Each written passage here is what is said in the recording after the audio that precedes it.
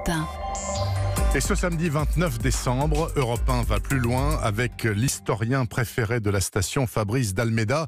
Fabrice, bonjour. Bonjour. Fabrice d'Almeida, qu'est-ce qui sera demain ou après-demain dans les manuels d'histoire des chères têtes blondes?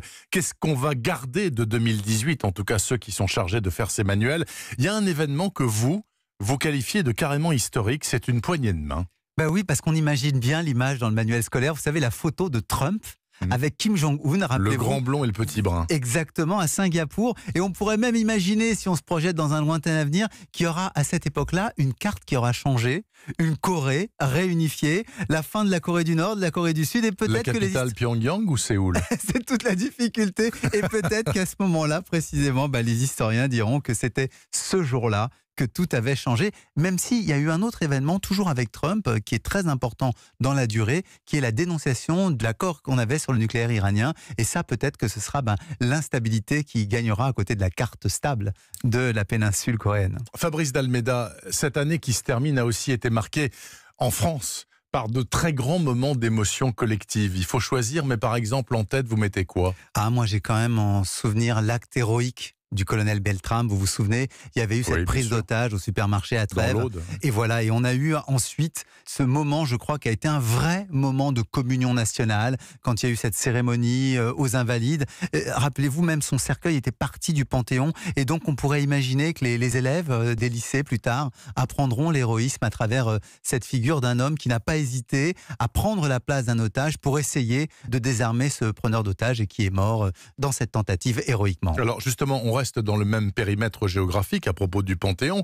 Il s'est passé quelque chose de très important le 1er juillet. Ah oui, je vois l'entrée de Simone Veil au Panthéon. J'ai un souvenir très ému pour ça, parce qu'à la fois Simone Veil, c'est Auschwitz, c'est la loi sur l'avortement, donc c'est une grande femme politique, et en même temps, c'est cette femme qui fait rentrer son mari au Panthéon. Oui. C'est la première fois que ça se déroule dans ce sens-là, donc c'est un événement à la fois intéressant en termes de société et puis en termes historiques, bien sûr. Beltrame, Veil, 3e disparition qui vous semble notable pour cette année 2018, Fabrice d'Almeida, Charles Aznavour. Alors là, je me suis projeté vraiment dans la peau du professeur de français, quelque part au milieu du 21e siècle, qui se dira, tiens, aujourd'hui, je vais essayer de trouver un exercice un peu original pour mes étudiants. Je vais leur prendre une chanson de Charles Aznavour, et puis je vais essayer de leur faire apprendre, un petit peu comme aujourd'hui, il y en a qui apprennent des chansons de Prévert dans les écoles. Et bien, on aura sûrement, je pense, cette idée-là de Charles Aznavour, qui a écrit aussi pour des gens comme Johnny, qui était mort un petit peu avant,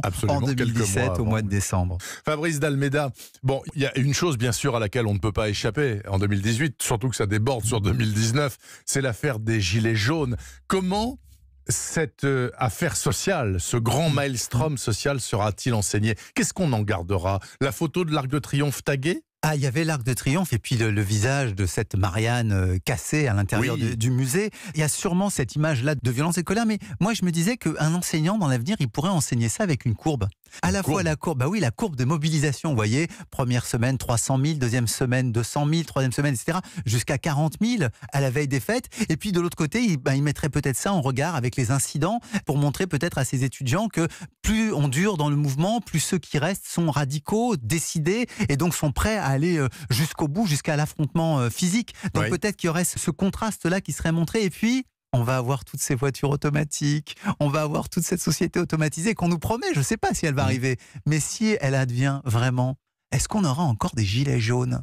Donc je me suis dit que peut-être un jour on enseignerait le gilet jaune comme on enseigne aujourd'hui l'armure du Moyen-Âge.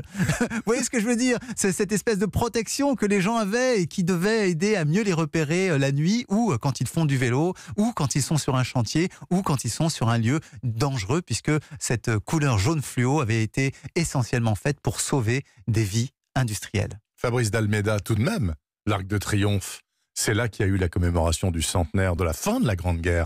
Y aura-t-il des commémorations de ça encore demain? Moi, je pense que l'Arc de Triomphe est devenu l'arche de la patrie. C'est l'endroit où il y a toutes nos gloires, j'allais dire tous nos triomphes.